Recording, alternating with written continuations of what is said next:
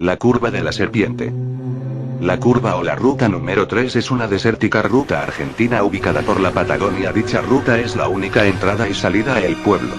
Desde que se construyó para reemplazar los casi inaccesibles rutas de tierra, desde que se creó el pueblo ha subido y elevado económicamente, convirtiéndose lentamente en una ciudad, pero a lo largo de esos años han ocurrido muchos accidentes en dicha ruta que parece infinita de lo larga que es, atravesando el corazón del bosque. Por allí dichos accidentes en la ruta acaban en la muerte, por lo que se le rebautizó urbanamente como la curva de la serpiente por su gran cantidad de curvas ocasionadoras de las tantas muertes.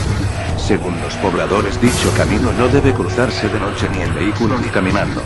Pero, una noche, en la oscuridad nocturna, un auto se abre paso con sus faroles encendidos. Dentro está David, regresaba a casa para el cumpleaños de su hermana menor. Después de 3 meses viviendo en Buenos Aires por un trabajo, decidió volver. El auto da su recorrido en el lugar y David recordaba las tantas historias que oía de niño sobre la ruta, cuando empezó a conducir más lento por las tantas curvas y por miedo a derrapar. Sus faroles apuntaron a el camino recto, cuando un hombre con su torso descubierto apareció en medio del camino. Al frenar de golpe, David se golpeó la cabeza contra el parabrisas, el cual lo dejó aturdido. Al recobrar el sentido y ver a el hombre, este no estaba, y decidió seguir su camino. Aunque un poco perturbado, aceleró con todo por temor a que el hombre en medio de la ruta intentara asaltarlo y que sus cómplices estuvieran escondidos en la maleza. David solo quería llegar a casa lo antes posible y un poco asustado estaba por las advertencias de no recorrer el lugar por la noche. David aceleró cada vez más hasta que una curva se puso en su camino, frenó rápidamente y al tratar de volver a poner en marcha el coche oía un llanto. El miedo le decía que acelerara y siguiera, pero podría ser alguien herido. Al bajar los llantos se intensificaban. Cada vez se escuchaban cerca y otras veces el llanto se alejaba. A un lado del camino había una chica pálida sentada en suelo, su ropa estaba rasgada como si hubiera sido atacada. David se acercó a ella y al tocar su hombro un escalofrío recorrió su espalda. Ella tenía una tez blanca y cabello largo y negro hasta los hombros, era muy atractiva. De unos 20 años más o menos. David la ayudó a incorporarse y le dijo que subiera a su vehículo para llevarla a la ciudad por ayuda. Al subirse ambos a el auto y ponerlo en marcha, ambos pasajeros siguieron su camino. David, para romper la tensión entre ambos, preguntó qué le había pasado y esta contó que fue atacada por unos hombres y intentaron violarla. David preguntó el aspecto de los atacantes y ella describió a uno que estaba sin remera y su torso estaba al descubierto. Mierda, pensó David, era seguro el que se había encontrado antes.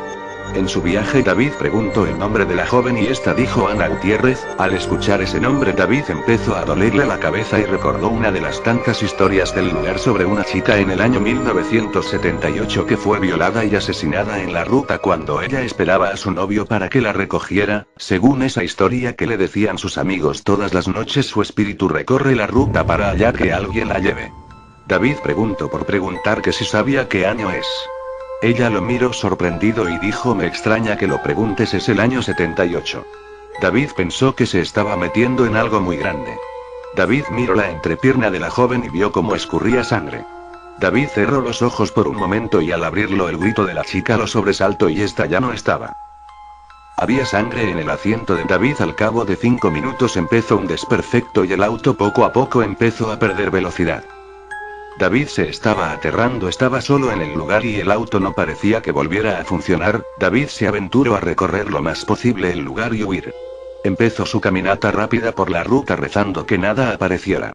El ambiente estaba frío y desolado y la luna había desaparecido cuando divisó a 30 metros un vehículo estacionado. Al acercarse para pedir ayuda notó que el auto estaba muy oxidado y parecía abandonado hace años. Dentro había un olor a podrido inmenso. Lo más perturbador del hallazgo fue que había unos dientes humanos en el asiento trasero. David prefirió seguir paso, cuando unos golpeteos lo sobresaltaron. En la cajuela se oían golpes. Cuando David fue a dicho lugar, una voz de un niño hablaba de su interior, pidiendo ayuda. El niño decía que el oxígeno se agotaba. David hizo palanca para abrir el lugar con un palo. Hasta que el oxidada traba cedió. Al abrir, no había un niño.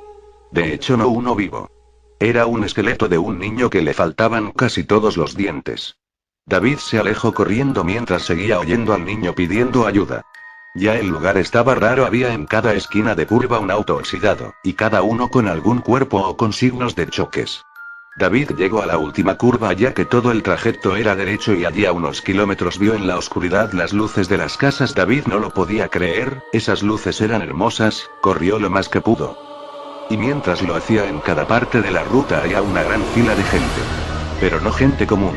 Estos eran pálidos y tenían cosas extrañas, algunos con huesos sobresalientes que atravesaban su piel y otros solo cubiertos de sangre. Entre ellos el hombre encuerado. David pensó que no pasaría nada bueno. Así que corrió tanto como pudo mientras los fantasmas gritaban. Cada voz era como una cuchillada mental para el chico. Los espíritus cada vez más furiosos corrían tras él. Y mientras corrían se iban descomponiendo hasta largar un hedor asqueroso. David vio el final de la ruta y poco a poco los espíritus desaparecían. David se detuvo y vio la ciudad cuando vio en la oscuridad tras él un par de luces. Cada vez más cerca. Un auto a máxima velocidad golpeó a David y voló por los aires. Cayendo a la fría acera, todos sus huesos rotos, su codo perforaba su piel y sobresalía mientras se ahogaba en su sangre. David sufrió unos minutos en la noche como un perro herido. A la mañana siguiente su cuerpo fue encontrado por la policía, todos consternados hallaron su auto mucho más atrás, con un aroma a podrido y lo más perturbador del cuerpo de David era que estaba en estado de putrefacción como si estuviera hace semanas allí. La ciudad no se cayó y adjudicaron los jóvenes del lugar otra muerte de la ya menciona curva de la serpiente. Según se dice ahora, el fantasma de David por las noches circula en su auto por la ruta todas las noches tratando de llegar a la ciudad.